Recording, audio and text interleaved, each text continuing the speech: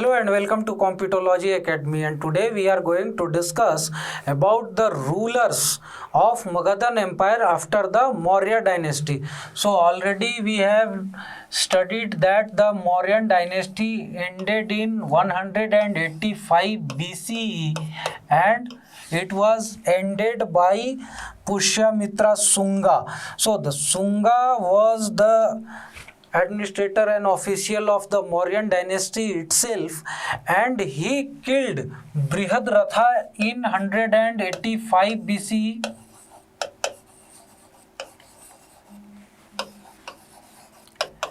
and usurped the throne from him, and he ended the rule of the Mauryan dynasty. So all of those who you have not subscribed our channel till now can subscribe our channel to get notified whenever we upload new videos, and you will get the videos regularly based on the syllabus of the BPSC and other competitive exams. Such kind of videos are uploaded on our YouTube channel time and again, so you can find it over there.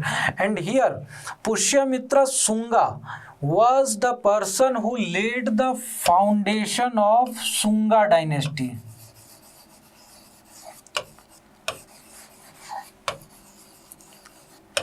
But the situation was that he was unable to consolidate his power instantly, as well as the Magadhan Empire was very huge in the initial period, and it was a centralized administrative system they are working over there in the Magadhan Empire, and because of that it was very difficult to control the far-flung areas, and the regional rulers were trying to ascertain their independence, and to rule their region independently, as well as the regional rulers were tyrannical, they were authoritative also, and because of that the Magadhan Empire was already facing various problems.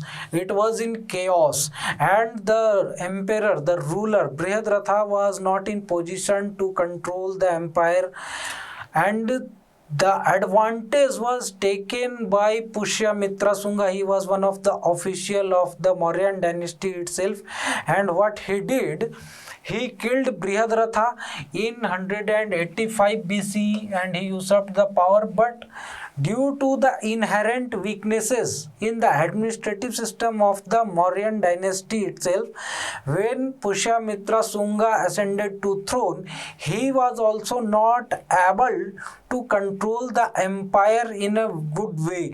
And what happened, his empire was also limited. His empire was limited to middle Ganga valley regions,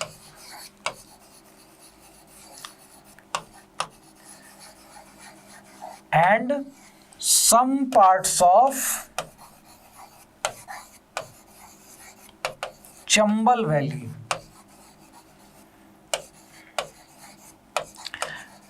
So as we all know that the middle Ganga Valley region is that of the eastern and the middle Uttar Pradesh, and the Patliputra region, this Magad region. So the Magadhan Empire was limited to these regions only, and the Magadhan Empire was facing constant attack from the Indo-Greeks of the Bactrian region. So the Greeks, who had lost some of their territory to the Mauryan Empire, Chandragupta Maurya, and they were trying to get those regions back, and in lieu of that what they did, they started to attack the northwestern part of India from the Bactria region. As we all know that this Bactria region is in the regions of border regions of Iran, Afghanistan, in the Middle East region.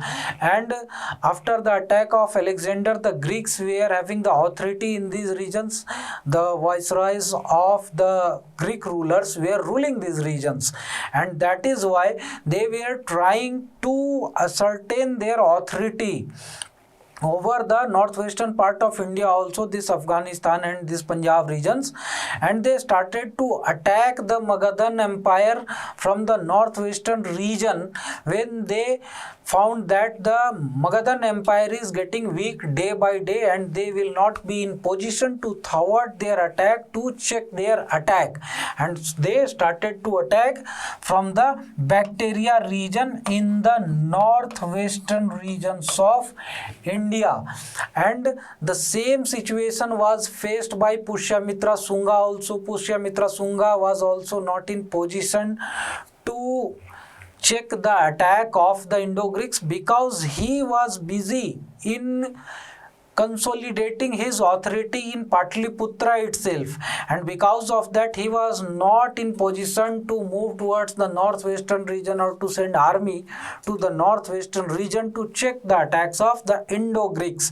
And to taking the advantage of this situation, what the Indo-Greeks did, they attacked Punjab in 185 BCE, and in the next year, in the very next year, they attacked Patliputra also. In 186 BCE, and it is said that the Indo-Greek ruler who attacked Patliputra was Demetrius I. Demetrius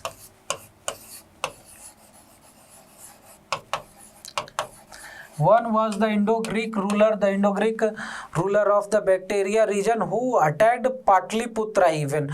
So it was a very chaotic situation for Pushyamitra Shunga himself. He was not in position to consolidate his power, and taking the advantage of such situation, even the rulers of Kalinga,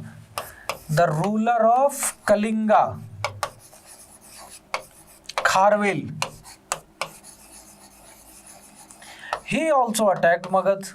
And remember that in 261 BCE, Kalinga was completely devastated by the Magadhan ruler Asoka, and now the situation has got reversed, and now Kalinga, the rulers of Kalinga were attacking Magad. तो वो होता है ना, सबका time आएगा. So that was the situation over here.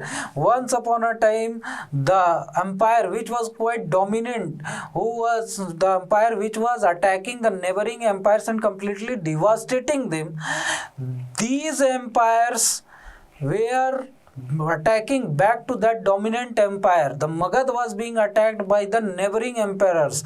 So such kind of situation was there, and Pushyamitra Shunga was in a very problematic situation. But what happened?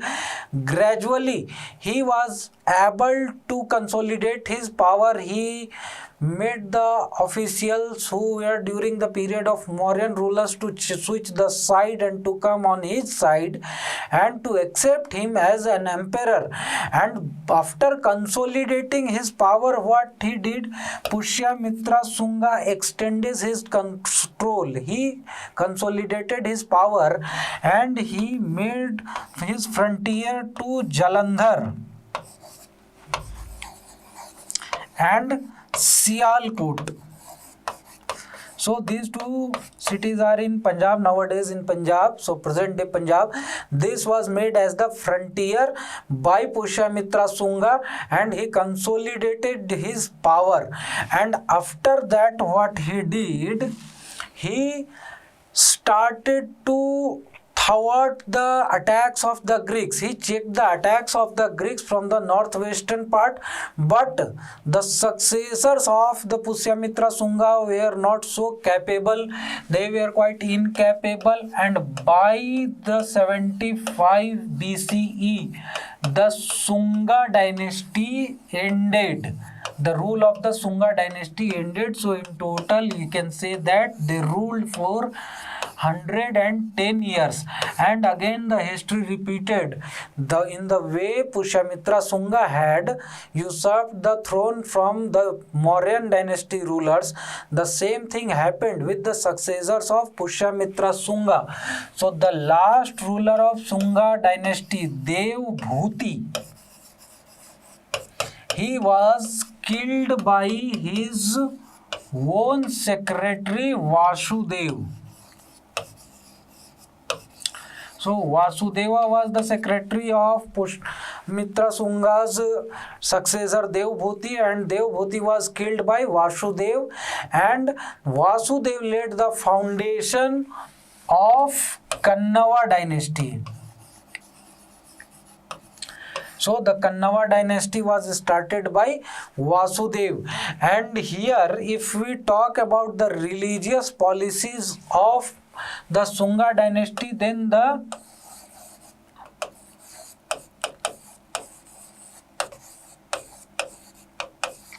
religious policy of the Shunga dynasty was completely different from that of the Mauryan dynasty. The Mauryan dynasty was giving the state patronage to the Buddhism. However, they were not so tyrannical towards the other religions.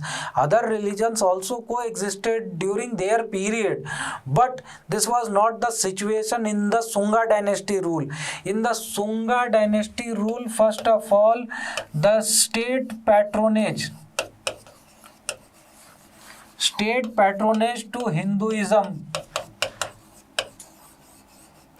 was revived, because it is said that Pushyamitra Shunga himself was a Brahmin and he was a staunch supporter of Hinduism, and he was tyrannical and aggressive towards Buddhism. So one more thing was that persecution of Buddhism was done. So basically, Pushyamitra Shunga started to persecute, to purge on the Buddhism. Many of the Buddhist monks were killed. Many of the stupas and viharas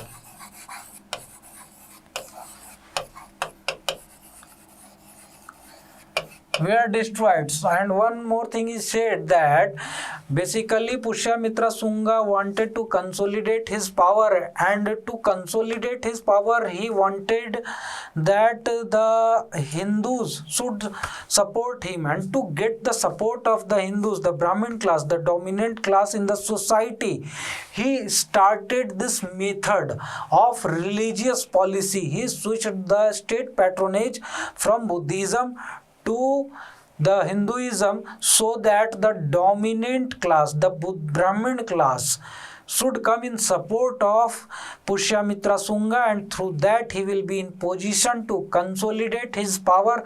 It is said that this was the approach behind this method of religious policy,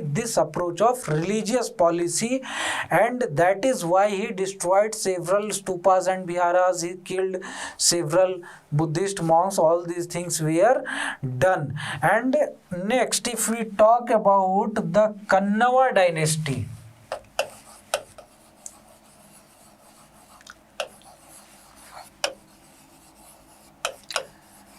then the Kannava dynasty rule was not so large. Its rule was very short-lived. The Kannava dynasty ruled in Magad from 73rd BCE to 28 BCE only.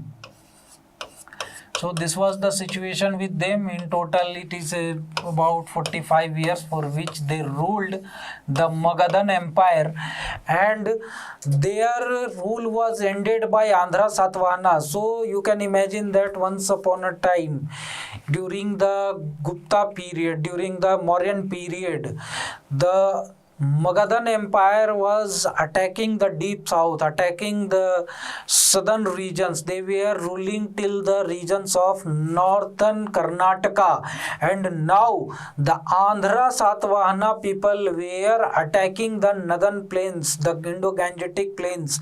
They were attacking the Magadhan Empire, and the last ruler of the Kannava dynasty, Sushraman, was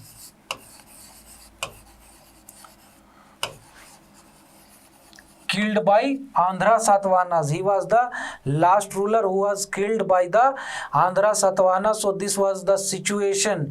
And thereafter what happened? Thereafter there is not much known about the history of the Magadhan Empire. However, we come to know from the 1st century AD when the Kushan invasion started.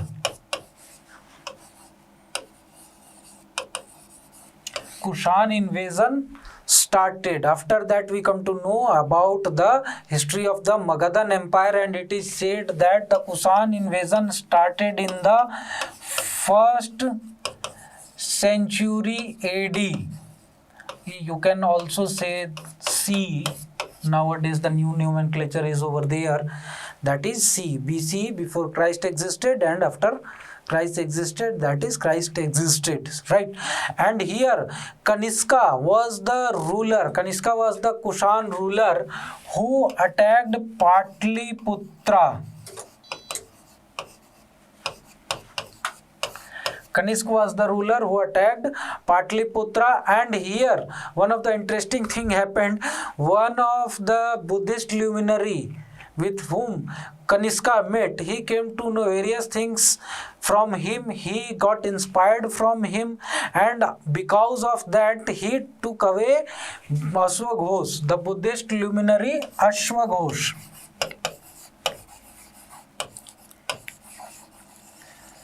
So Kanishka took away Ashwaghosh with him. तो ज़्यादा ज्ञान भी किसी को नहीं देना चाहिए. अगर वो इम्प्रेस्ड हो गया ना तो वो उठा के ले जाएगा आपको, बोला चलो भाई मेरे ही साथ, मुझे ही ज्ञान देते रहना, and I will look after you and I will look all after all your needs. So such kind of situation may happen if you start to give too much of the information to somebody. So this thing happened with Ashwaghosh. Ashwaghosh was a Buddhist luminary, and getting inspired from the information from the sermons of Ashwaghosh, Kanishka himself turned a Buddhist. However, he didn't started the persecution of the Hinduism and the other religions, but he himself turned Buddhist, and he started again the state patronage for the Buddhism. And after the Kanishka rule, it is said that after the end of the Kushan rule in Magadhan, the